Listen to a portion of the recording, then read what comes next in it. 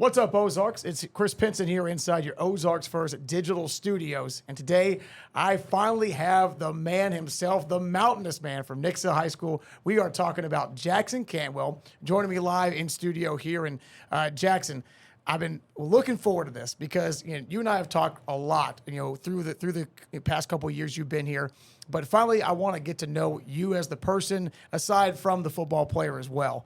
Again, I know your journey is exceptional, right? You've won so many awards. You've done so many great things. We know you're going to do more great things. But now I'm excited to get you here in studio. So first of all, what is life like being Jackson Cantwell, having all this attention on you? How do you just take it in stride and be such a natural, laid-back dude like you are? Well, I mean, the only thing I can say is I just try to keep going and be the same person I've always been. I mean, I didn't really change who I was whenever people started like giving me awards and recognizing me for stuff. And I figured there was no reason to change who I was. I mean, I just wanted to be genuine and be true and try to do what had worked for me already. So for yourself, right, to go from being this guy that everybody knew was probably going to be something great because of your parents' athletic background with Olympic and world-class shot put skill level, to grow into the man you are today, right, the athlete you are today. When you look back at what you've done in your high school career, can you say without a doubt that without hard work, nothing of this would be possible? Oh, not even close, honestly. I mean, there's no way this would have been possible without any of that. I mean, you have to work at a certain level to get to like the top or even close to it, to be honest. I mean, I'm sure I could have played varsity multiple years without doing much, but that would have been about it. I just wouldn't have been like nearly where I am today. But that's exactly what it takes to take you over the top and like really set yourself apart from the other people that are already athletic and like talented in that regards. Earlier this week, I got a chance to talk to Julius Walker, one of the great fighters around here. He's made the UFC. He's from Springfield. I talked to Joshua Baez, who's one of the rising stars in the St. Louis Cardinals minor league organization. And they all talk about, right, making a schedule that requires a lot of sacrifice. For you as a high school kid, I mean, right, that's a difference. They're grown adults. You're a high school kid. So why did you put so much time and effort, whether it's holidays, family time, whatever it is, why did you decide that you want to work out, work hard, and as Coach Perry would say, get 1% better every single day? Why was that your focus?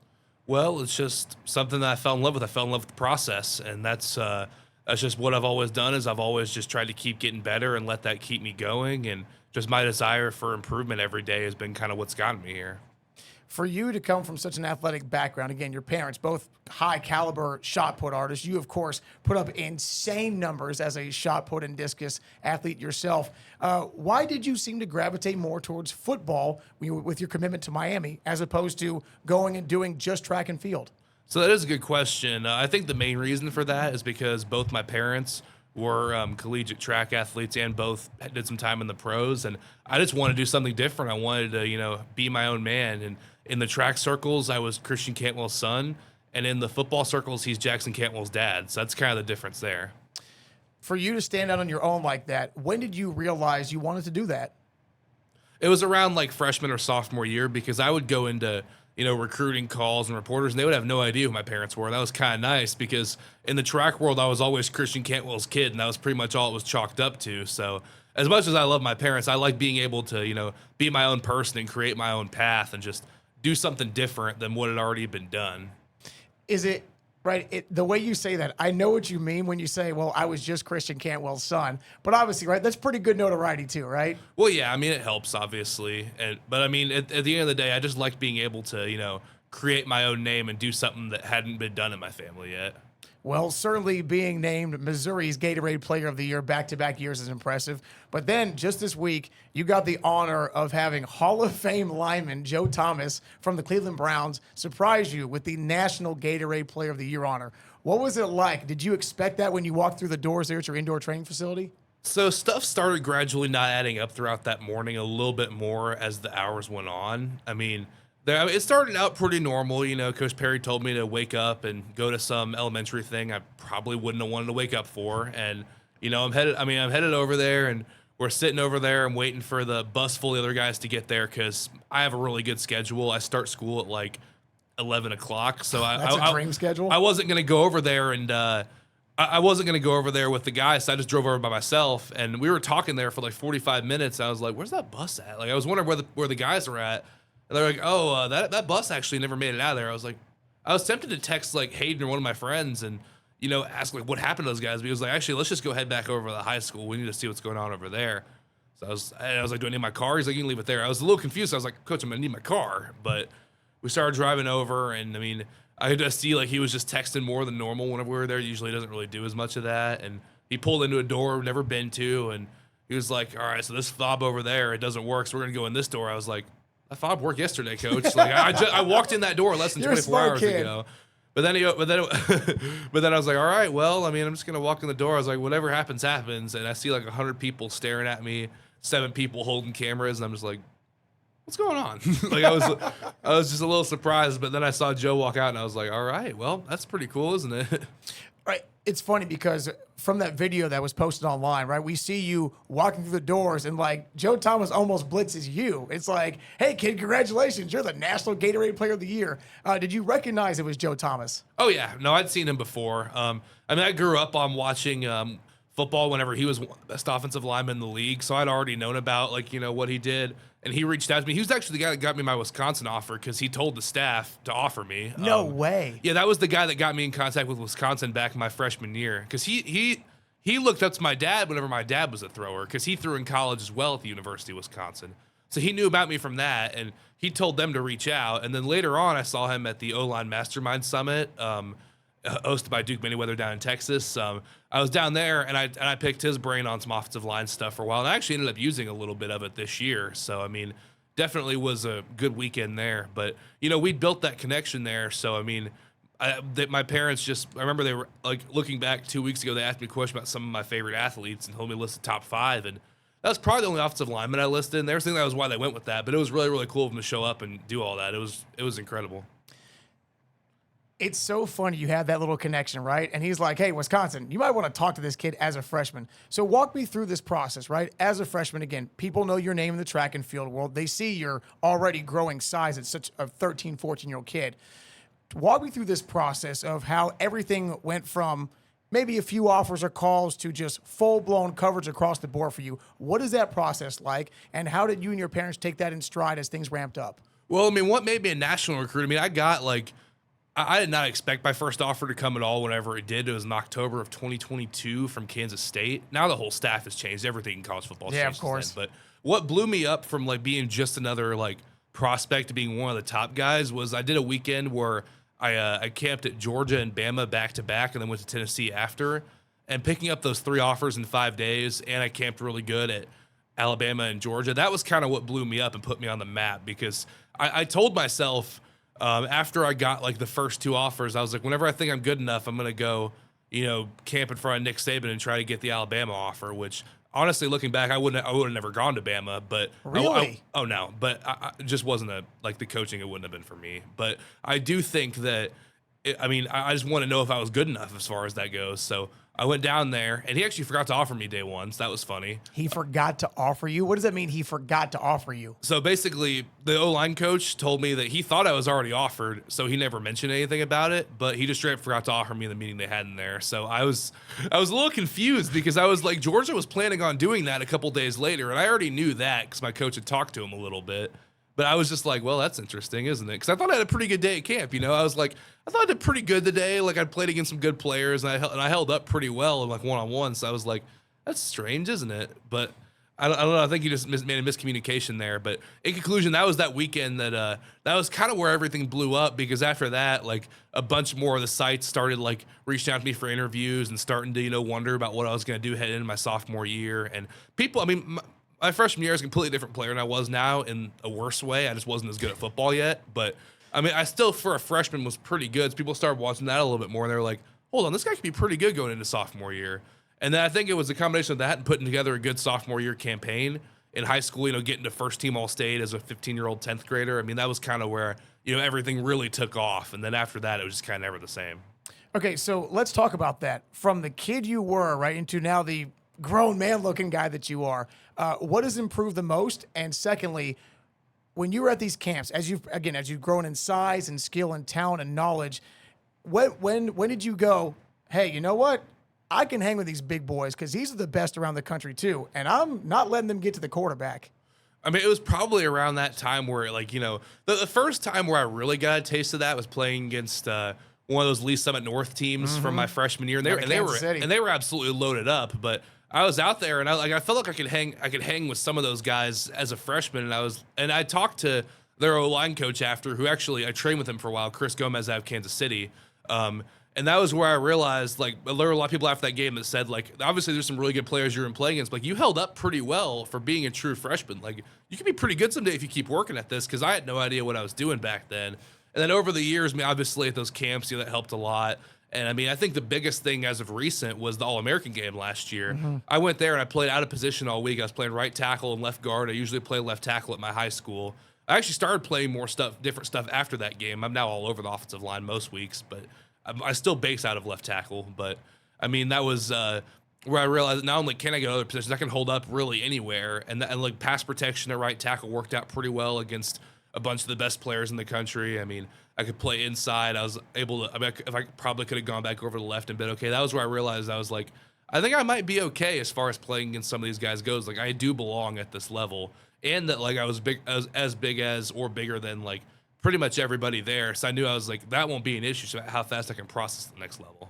Okay, so that's a great touch point. When I watch your games, of course, I know 99% of the kids that line up against you are inferior in size and power and speed and ability. And I know you do that. I know you do that too, but in a very humbly way. So what is it like going up against, the schools around here that you play every year when you go, okay, I'm going to dominate these kids? So is it a mindset of going, I want to dominate you 24/7? Or like, what is it between the competition here in the region versus going to these camps and these various schools for visits? Well, obviously I want to do as good as I can, but I mean, obviously it's going to be a different level of competition. I mean, I don't really get on Twitter at all, but I remember my friend sent me something that was pretty funny. It was like, imagine being the average D lineman in the high school Springfield metro area and playing against this guy. Yeah. On like week 5 or something like that. I don't know. I was like, seriously, I was like, I can imagine it's probably a pretty interesting experience to say the least. I mean, I try to, perform as well as I can against everybody, and obviously that'll look different. Like, I'm not going to play against a power 4 guy and knock them down 20 times, but if I'm playing against an average guy, I probably should do that. So like, I just try to do as well as I can against who I'm playing against, because I know, I mean, obviously you got to be realistic, but like, I'm trying to, win every rep. I'm trying to get myself in the right positions every rep. Like, at the end of the day, I mean, I'm just trying to succeed in every aspect that I can. And obviously it looks a little bit different at the college level. I mean, defenders don't fall as much. They're stronger, they're faster, they're more technically sound, but you can still have a lot of success if you do those same things yourself. Okay, so it's funny you touched on that, right? Wanting to perform your best every rep, even against inferior competition. You and I both know, no matter what you do, right? It could be sales, it could be teaching, it could be playing football. For me, right, it's playing golf and pool. Those are my 2 favorite sports to play. Very similar thing, right? I hold all the power in my hands. If I do it correctly, I can perform well and no one can stop me. But that's the same for every player. And there's always a level to it. So for you, I know, talking to your offensive line coach at Miami, where you're about to go after this month, I asked him, I said, when you see a guy like Jackson Cantwell against much inferior competition all the time, I said, how do you grade this kid? And he said, I judge him on technique, on attitude, on willingness, and does he dominate every rep, or does he play down to his competition? And obviously, you met his metrics. Again, is that a mindset you have to have every single rep, every game, or is it just kind of muscle memory after a while? Yeah, I mean, I don't want to play down to my competition by any means. So I try to, play as hard as I can every rep. I don't think I really ever took a lot of plays off, but I think by the end of my career, I mean, there's like none, because that's just not what I do. And my other offensive linemen, I mean, they fit into that. They don't really do it either. So, I mean, that's just kind of what my school had done as far as like our culture is. We just don't do that. Like, we get after it every single rep. And then once the whistle blows, we go back to the huddle and we go do it again. I mean, it is what it is. I mean, you can have whatever you want to say after the rep or whatever, I don't know. But, like, during the rep, I'm going to give everything I can, and I'm going to go all the way through the whistle. And I think I've accidentally gone after a couple times, and it happens. But, I mean, either way, I'm just trying to, just do what I do and not play down to anyone else's level. And obviously the technique stuff, I mean, that's at practice every day. I'm trying to work on that. And just the attitude of just, I want to be better than this guy every single rep. I mean, no matter who you're playing against, you have to have that attitude or else you're going to fail. Because, I mean, if you let bad players hang around, it won't go well. And if you let good players, think they're better than you, they're going to be better than you. I mean, it is what it is there. Do you ever feel bad going against smaller guys? I mean, because as you said, if you take the average high school lineman and put them against you, they're inferior in pretty much every capacity. Do you ever feel bad just running over or bulldozing these kids play after play? I can't lie, I've been there before. I mean, I've watched some. I made my senior highlight tape, and there were definitely a few plays in there where I was like, man, like that's crazy. I know for sure there was one again, like it was week 7 where there was one guy. It was like a corner that I don't even think he saw me coming, and we were running a zone play, and I knocked one guy over. I was running down the field trying to hustle down in case somebody came over the top. There was a corner. I don't even think he saw me. He was just jogging down the field. I just shoved him over again. I was like, at that point, I kind of feel bad because that guy was like 5'8", 150, and I was like, man, I don't even think he saw me. That was kind of screwed from the start. But I mean, no, I mean, obviously, I take pride in being able to do that kind of stuff. But there's sometimes where I'm watching, I'm like, man, like that's just a tough ask. Look, brother, I'm 5'8", 150. So, yeah, you being able to push me with your 500-pound bench press, yeah, I'm going to move out of the way really, really quick. So, speaking of which, right, your immeasurables, right, all the strength stuff that you do, right, that made you a great shot put artist, that has made you a great blocker, right, a great lead blocker down the field as well. At what point did you get in the gym and you went, I want to try to lift 500 pounds? Because that's a lot of weight, dude. Funny thing is, I actually don't even remember whenever I did that. I mean, obviously it was, I think it was this fall or this summer, something like that. I don't know, but I mean, my guess is if I know me, I mean, I don't really have like a date in mind for that usually. I mean, I think I was just probably lifting. I was like, I just wonder if I can. I mean, whenever I was warming up, I was like, all right, I'm gonna go for a top single today, and that was probably what it was. Actually, no, I do remember now. No, my memory's jogged. I should have got 2. I completely misgrooved the second rep. I should have got a second one that day. I can't lie. Okay, what do you mean by that was probably why I forgot about it. Is on my second rep, I absolutely lowered the bar too low on my chest, and I should have got it. That was probably why I forgot. Because even though it was a PR, I absolutely should have got a second rep. Okay, so when it comes to the recruiting process, right? Again, it ramped up from you as a 15-year-old to now where you are committed to Miami. What was that like to go from just getting a few calls to then just getting inundated by every program that says, hey, we would love to pay you some money and we would love to have you come block for our line? Okay, so June 15th of someone's sophomore year going into their junior year is whenever coaches can officially reach out. Okay. And I had to take a few calls before that. Like I would have a few, I would get messages from Coach Perry, be like, okay, you need to call this guy today. This guy wants to talk. Like there would be a little bit of that. I'd do something every week I'd probably have a few, but like after June 15th, oh man, I got so tired of text messages. I narrowed my recruitment down immediately after June 15th because I was like, I'm not answering all these texts. And really, you were just that determined. I hate answering texts and calls and all that stuff. I just don't like people messing with me like that. So I immediately narrowed it down to schools I knew I didn't want to talk to, and I kept doing that, as fast as I could, and that's why I committed a little bit quicker than I needed to. Is I just wanted to get recruitment done. I kind of got tired of it as soon as it got started because I obviously I love getting to meet all those people. I love getting to tour all those cool places, but man, I really do not like answering texts. Not a huge fan of that. Okay, so let's talk about what it's like to be, right, Mr. Number 1 in the country, have all this notoriety, have all this fame, but you seem just like a guy that wants to do what he wants to do what he needs to do, and just be left alone. Is that fair? Yeah, for sure. I mean, people don't realize I'm just a regular person. Like, I don't really do anything that's out of the ordinary. I mean, I've just, if anything, I'm kind of a boring guy. So I don't really do a whole lot of stuff. I mean, I'm just kind of, I usually just go to school, go to practice, do my homework and stuff, hang out with my family. I got 3 dogs. I usually go play with them a bunch. I mean, that's pretty much, or I'll get on the game or something or hang out with my friends. Like, that's about it. Like, there's not a whole lot to me. So, I mean, people expect me to just be like someone that does crazy stuff they expect 2 days ago to be like every single day for me. Like, it's not. Like, it usually is not. So it's just, I don't know. I'm just kind of a normal person, I guess. Right. But obviously you are a much larger person than just the regular people like myself. So with that being said, let's talk about social media, right? You post here and there, but obviously you're not an avid poster every day. What is it like getting the praise from people that you respect or that, that just look up to you, like, people look up to other people? And what's it like on the other side where, of course, there's 24/7 trolls and a lot of negativity? Well, I mean, obviously there's going to be a lot of that because there are a lot of people that just simply don't really have a whole lot to be proud of. And there's a lot of people like that out there. I mean, obviously you can't really, you can definitely fault them as far as definitely should be able to, do more in your life and not have to worry about something I'm doing. But at the end of the day, it is what it is. Like, it's pretty easy to ignore that kind of stuff. And I don't even really look at the positive stuff much 'cause there's really not a whole lot to it. I mean, there's really like, I mean, I don't think anybody really reads that stuff that much. If they do, it just gets pretty unhealthy. But I mean, there's just no real like, there's no real benefit into like weighing someone's opinion on that regard. It's just because like I know they don't really know anything about me, so how can they judge me if they don't know me? Like, really, if it's good or bad. So there's not really a whole lot of opinions on the internet that I really even want to consider. Honestly, I mean, most of the time. Okay, so I love that you said that because, obviously there are so many celebrities out there that seem to take a social media break of all the negativity and yada yada. And I think to myself, no offense, if you're this famous actor or you're this famous singer or whatever it is, I understand negativity can pile up and we remember that so much more than positivity. But like you just said, if you're in control of your own life and you know that nothing outside matters between you, your family, or your boss, then why should you care about it, right?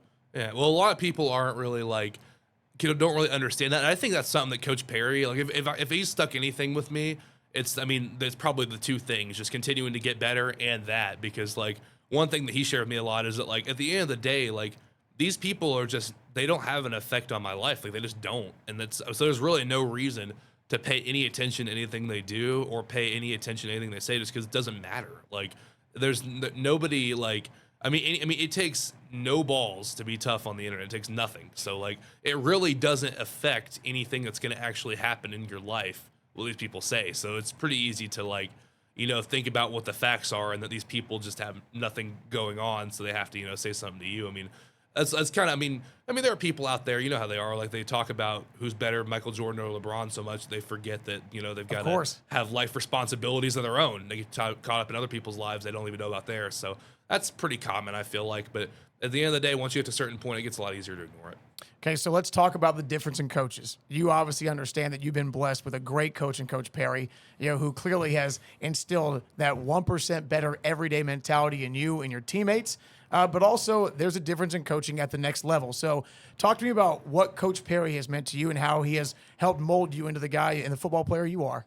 I mean, obviously, Coach Perry and my position coach, Coach Medley, obviously, they're fantastic high school coaches. Obviously, it's a different level in college just because, the experience and everything else involved just takes a different type of time commitment, different type of knowledge. But as far as high school goes, they've done a fantastic job. This is one of the better programs in the state for a reason. Coach Perry has instilled a culture here. He's going to make people tougher. It's going to make people, it's obviously going to make people better. It's going to make people have a drive to go do something, whether it's in football or in another aspect of their life.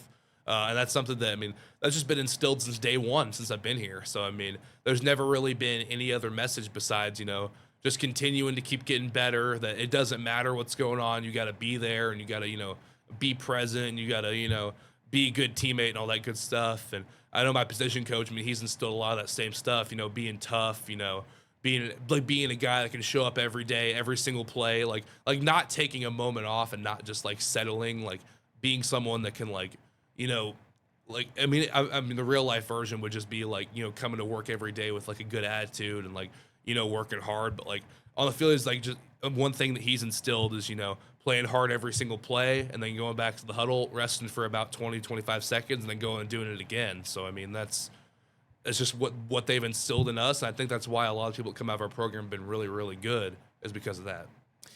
So let's talk about the difference in college coaching. As you mentioned, you went to Alabama and you said, I don't think this coaching would fit me, fit my personality, fit my style. Yes. So why is it that whether it's Ohio State, Georgia, Mizzou, Miami, obviously the school you're committed to, why did those coaching staffs or their coaching philosophies resonate with you more to get inside your top four and ultimately become your pick for Miami? Okay, so, the only reason I say that is because I never really wanted to play for, like, I've always been a fan of, like, the players' coaches and stuff. My high school coaches were, and I've been to some places where it wasn't like that, and especially in the O-line room, but even really with the head coaches. Like, if you look at my top four, I'd say honestly all four were players' coaches. Even Coach Smart does a pretty good job of that, I'd say. So, that was kind of what I always wanted towards. I didn't want to be at a place where I was going to get yelled at all day. I took a visit to Texas A&M 3 years ago, and that was the only visit I watched practice, and I was like, Mom, I really don't want to play here. Like, I couldn't see myself. Which they have a new O-line coach now, and I actually like Coach Cushing. He's a good dude, but I just couldn't see myself playing there just because I was like, I really don't want to go out there and get yelled at every single day. Like, I know that's what they used to do back in the day, but I just don't think I'd be as successful. So I like playing, and I think that's why Miami stuck out to me is because the way Coach Mirabal coaches, he's probably the most intentional coach that I've met so far. In that, like everything he does or says is going to have a purpose. There's not going to be anything that's like, okay, I'm not going to sit there and be like, what's he talking about, or like like what is he like, or I'm not going to be sitting there just waiting for him to be like, are you done yet? Like yelling at me or something like that. Like it's gonna be constructive. It's gonna be hard. It is what it is, but it's constructive. It has a purpose, and it's gonna help me get better. It's not just gonna be like for the sake of sending a message. So that's not gonna make me better. What's make me better is actually knowing what I need to do and then having a plan to go and execute it. And that was kind of what they pitched to me, and that was what I saw, and I just felt it just made the most sense to me.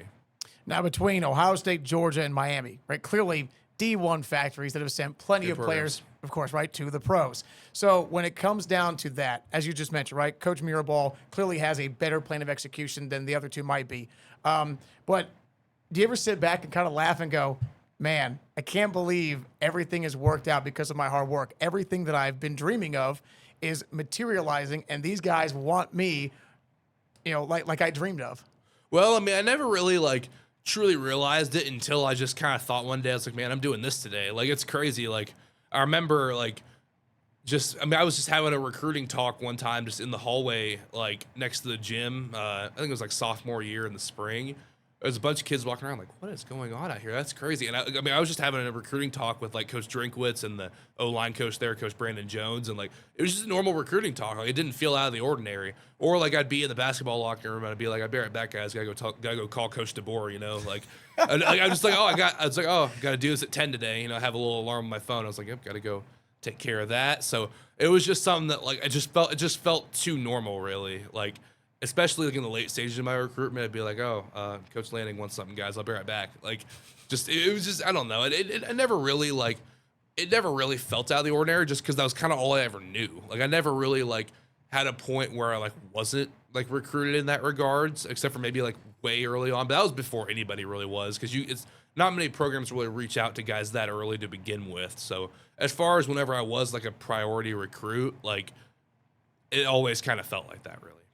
Okay, so obviously, to you, from what you've expressed, right, finding the right fit, finding the right coach, finding the right mentality and philosophy is important. But, of course, this is the age of the NIL. What do you think about the age of the NIL as far as being an athlete, as far as being an athlete who's going to get paid? And what do you think of just the landscape of players transferring and how money can play into that?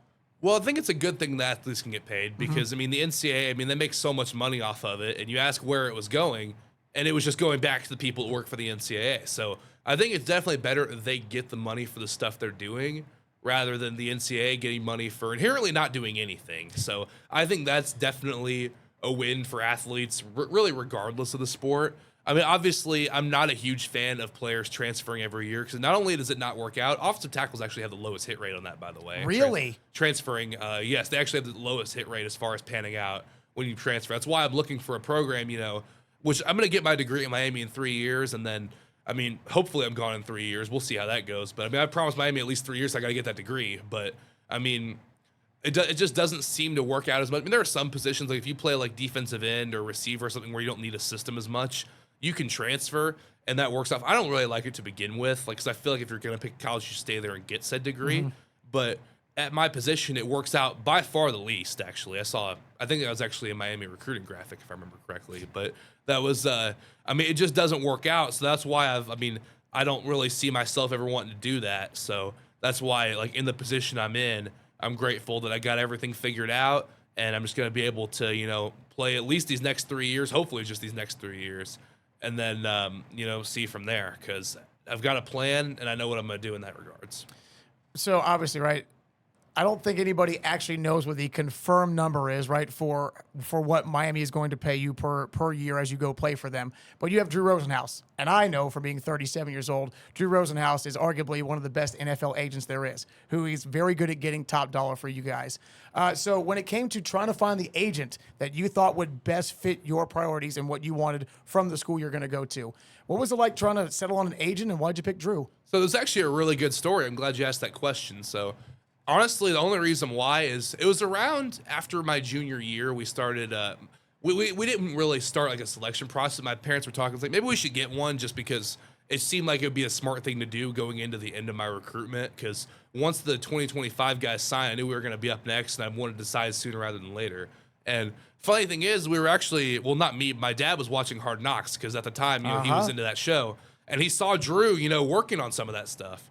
So he actually emailed Drew, said who he was Jackson Cantwell's dad, and inquired about it, and they called us back, and I think I was the second high school guy that ever signed. So they've gotten more into high school guys actually this year, but I was the second high school guy they ever worked with, and really, I mean, it was kind of a crazy story. We just emailed them like right off of Hard Knocks, and they were like, "Yeah, sure, we'll take this guy on." So I mean, I'm grateful for that. I'm grateful they checked their emails diligently, obviously, and they've done a really dang good job for us. I mean, he's one of the best for a reason, and obviously there's a lot of adjustments to college that they've had to go through. They have some different guys on that sometimes, but they've done pretty dang good for us over the past year. Okay, I have to ask you, could you give me a range of what Miami's expected to pay you?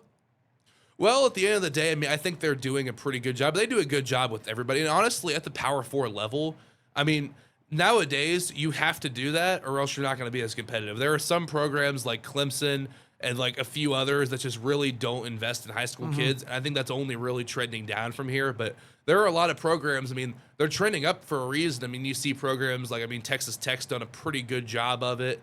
I would say, I mean, I know BYU's done a good job of it in spots. I'm trying to think of a few new USC, their 2026 class has been really good. Like, at the end of the day, the programs that like, they're not gonna, front with people, and they're not gonna like, sell false dreams. And on top of that, they're gonna actually, value the players. I mean, those are the programs that are succeeding right now. I think Miami does about as good a job of that as anybody, and that's kind of, where they've. I mean, I think that's why they get a lot of good players, and combined with their senior season evaluations, I think that's a lot of why people like me are choosing to go there. I mean, I just see like the real stuff. I see that they, believe in guys and, are going to take care of them as such. And at the end of the day, I think they've done a fantastic job. Is it fair to say Miami's going to pay you north of $1 million a year?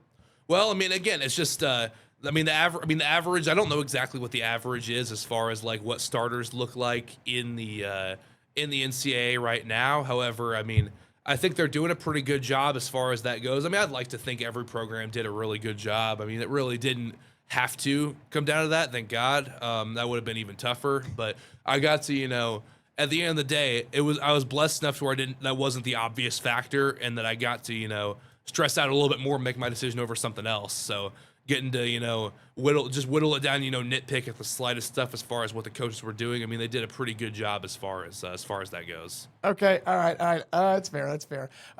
When it came to recruitment, right? Again, you had Mizzou, Oregon, Ohio State, Georgia, Miami to pick from, right? Really your top 5 there.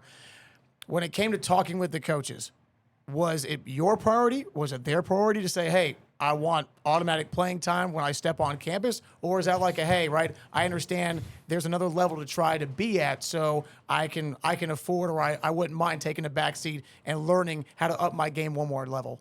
Well, I mean, I think the way Miami answered that was probably the answer that I was looking for, which obviously I didn't tell them that at the time, but they did a really good job as far as like, well, we don't know. I mean, if you haven't played it down, it's hard to know if you're going to play or not. So they said, I mean, obviously we think you're a good player, and we think we can develop you to be a good player, because I don't think my program's going to sign someone if they don't see them potentially playing at some point. So, I mean, I think that they think I have the tools to do so, but they're not going to promise anyone anything. I mean, there's no handouts. Like, you have to go and earn it yourself. You have to work hard. You have to have a good spring. I mean, but at the end of the day, I mean, obviously, I think they're going to give me a chance, just because I think that they believe I have the tools to do so.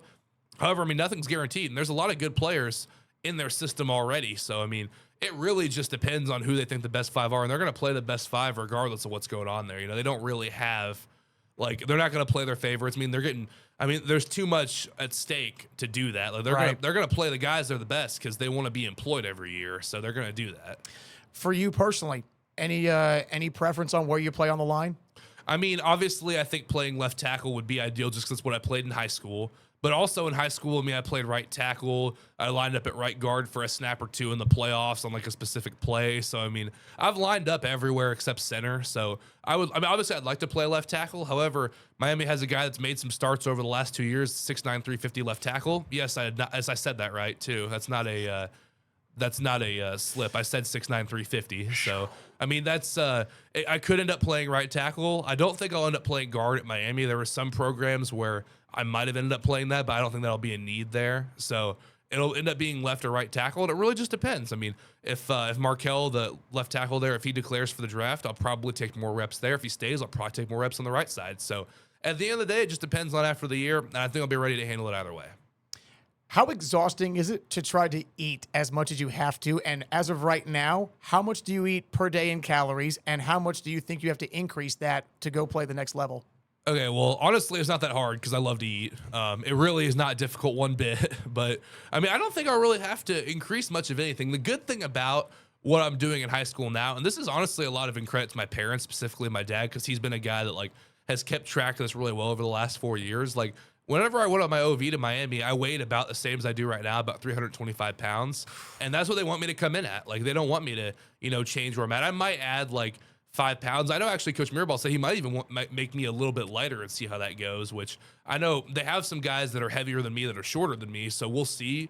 Maybe he wants to see what that would look like first and then build from there. But I don't think I'll really have to make any major changes. I mean, I might, like, gain 5 or lose 5 at some point, but, like, honestly, when you're 325, it's not that hard to do. I mean, I could lose 5 pounds in like a day or two. So I won't have to. The good thing is I shouldn't have to make any major weight changes, like, for the rest of my career.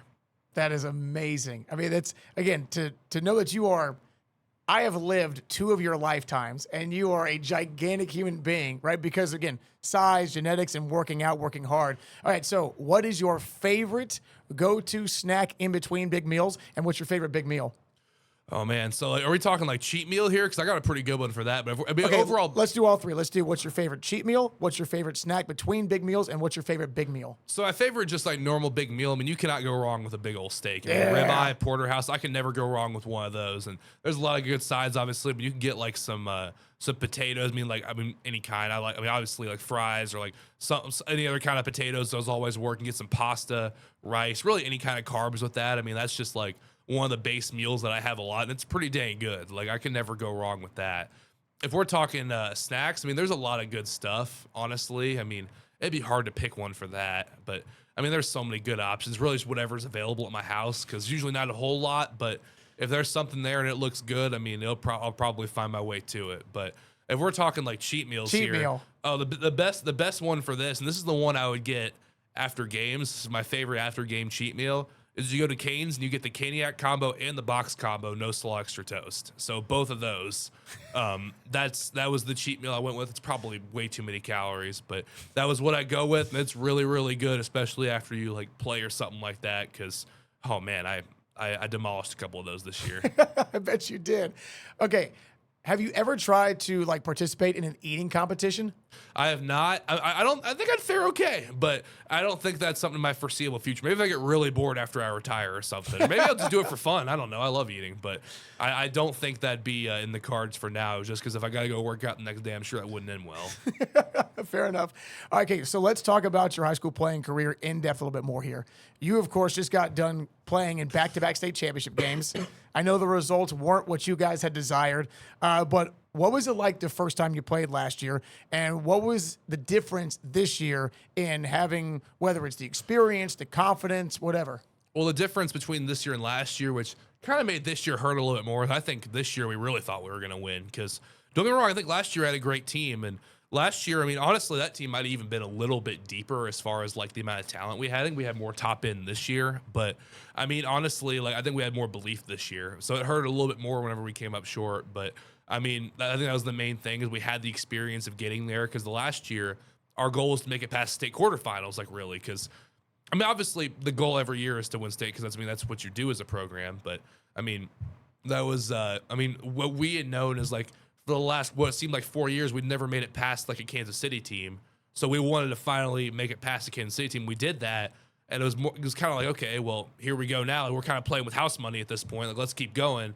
And we beat the team in the semifinals, and then we made it to state. And it was like, okay, we'd never done this before. Like, we'd barely ever even made it past like districts. So it was a really interesting experience getting to go play there. And we lost to a team that had like 8 Division I players on it, and I mean, one of them ended up playing here after that, but I mean, it was a pretty dang good team, and we had, we had a good opportunity. But the thing that hurt was next year we played a team and we had better players than we just I mean, honestly, they out executed and out coached us, and that was what hurt a little bit more is they just outplayed us in the moment. So I mean, we had a good game plan, we scored a lot of points, just couldn't seem to make it happen whenever it mattered. So I mean, obviously that sucked, but at the end of the day, I mean, it was cool to probably have the best run in Nixa football history over the last 4 years. So that was pretty cool to be a part of.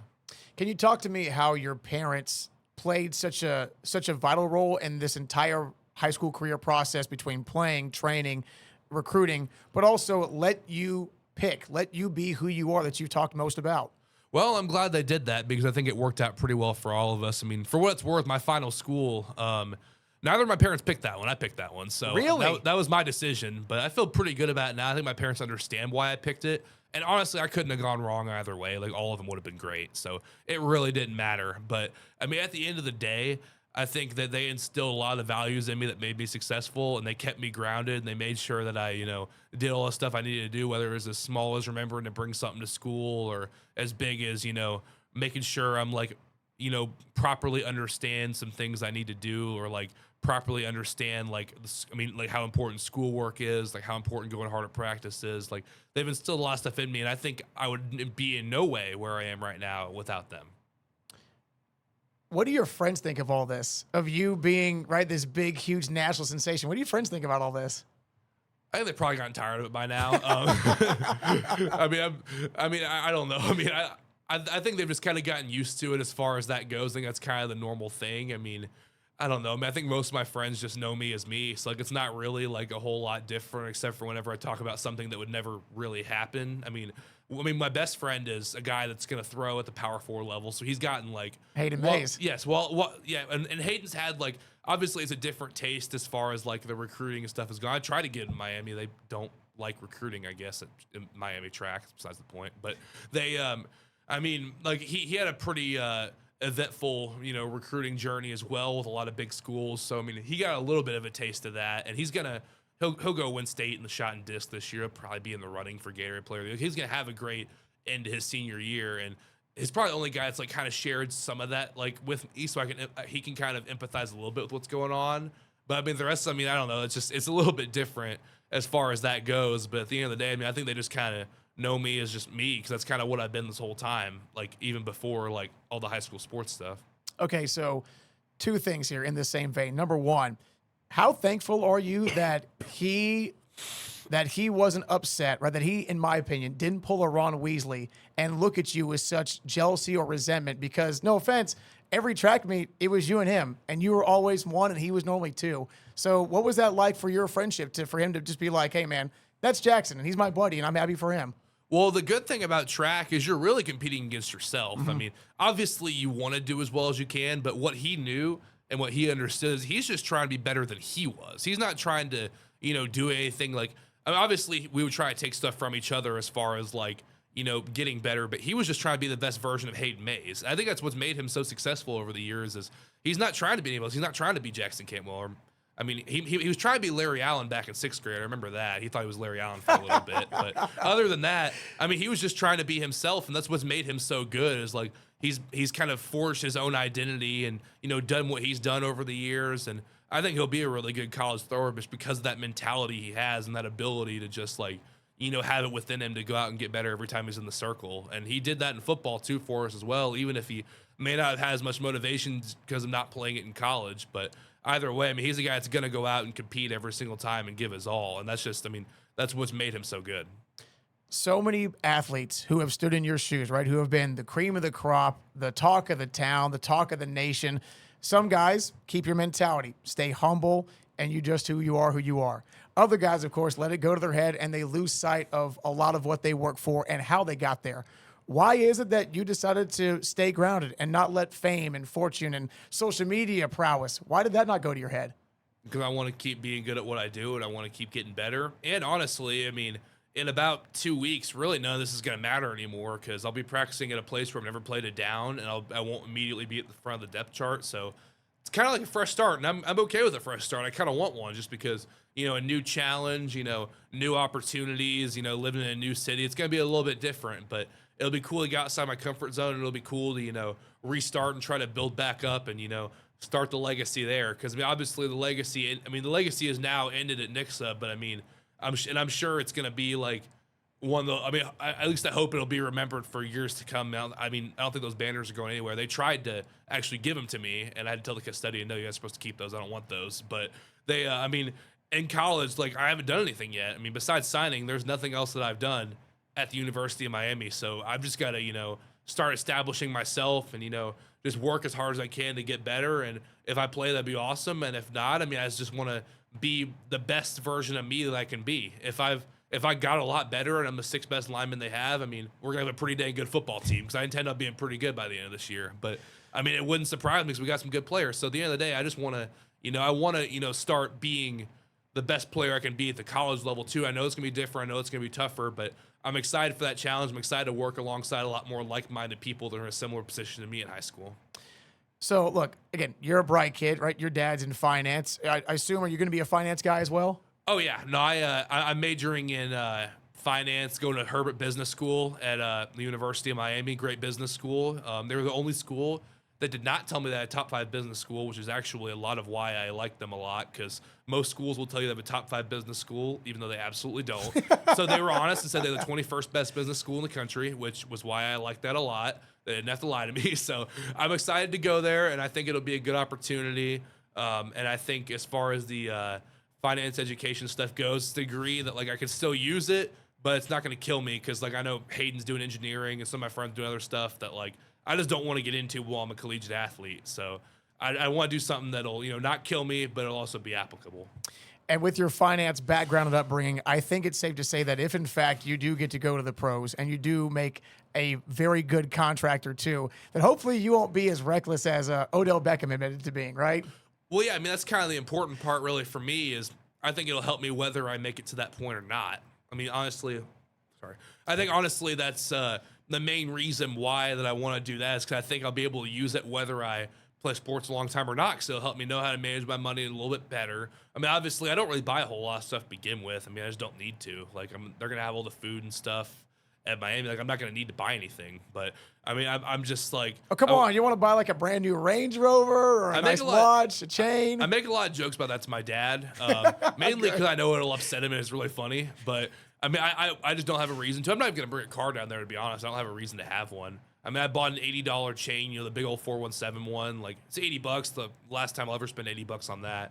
But, I mean, I just don't really need any of that. So I just kind of, I don't know. I just kind of do what I do, I guess. And with the, I'd say I'd buy the new game, but they give you that now if you're in it. So first thing I'm going to do is make myself a tight end on there and give myself a pass or something. And I don't know. I mean, I just don't need anything else. That's kind of where I'm at with that. Yeah. Okay, so speaking of money, and we touched on the food conversation earlier, do you know what kind of pay raise your parents are going to give themselves now that your grocery bill won't be $8 million a month? Oh, I'm sure they'll be very grateful for that because we buy a lot of steaks and we buy a lot of other stuff, and I'm sure it'll be nice to have that pocketed in there instead of having me eating it all. Which they got 2 more weeks of that here at least, so I get that for one last time, and after that, there'll be a lot more money freed up for my dad to go on fishing trips and stuff. All right, so. Who's gonna struggle the most with you being out of the house? Because you're an only child. Is it mom or dad? My mom. I think it'll definitely be my mom because I think she's always, she's talked about it a lot recently. But I'm gonna make sure I talk to her a lot because obviously, the biggest parts of me growing up were my parents. So I'm gonna stick to making sure that they get to hear about everything that's going on and make sure they're doing okay. But I think that'll be definitely the biggest one for sure. What do you think it's going to be like when you finally get there? Like, how excited are you to go live on your own and experience life as an adult? I think it'll be interesting. I think I'm pretty excited. I mean, it does feel so crazy that, I could, if Miami wins this weekend, I could only have about less than 2 weeks left in Nixa, Missouri. So, it's a little crazy that my child, we're going to sell the house in Nixa. My parents are going to move. They're not even going to be here anymore. So it's going to be crazy, kind of leaving this part of me behind, but it is really cool to open up a new door and get to, go be myself and go make life decisions for myself. And I know it'll be tougher, but I'm excited to, have some of that individuality and, be an adult, even though I'm not an adult, get to go be an adult for the first time.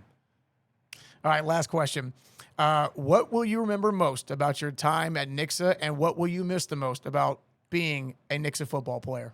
The thing I remember the most is just the brotherhood, honestly. my best friends, I mean, they all ended up, in those summer workouts, those 5 a.m.s in the winter, like every game day. Those are the ones that were alongside me, and I'm gonna miss those guys more than anything. Really, it's the people that made it special for sure. And I mean, obviously, people that helped me out alongside that, like great teachers, great coaches. Like I'm gonna miss a lot of those people from Nixa for sure. That's gonna be the biggest thing of it. And I think what was the second part of the question, Chris? Yeah, right. What are you going to remember most, and what will you miss the most? Yeah, So, I remember the most. I mean, there's a lot of things we remember, but I mean, I don't know if there's gonna be one specifically I remember the most, but I mean, try to remember the good times. I mean, all the stuff that we did that like people hadn't really done here before, and all the opportunities we had people didn't really have here. I mean, definitely thankful for all the memories, and I'm excited to keep making more of those as my career goes on.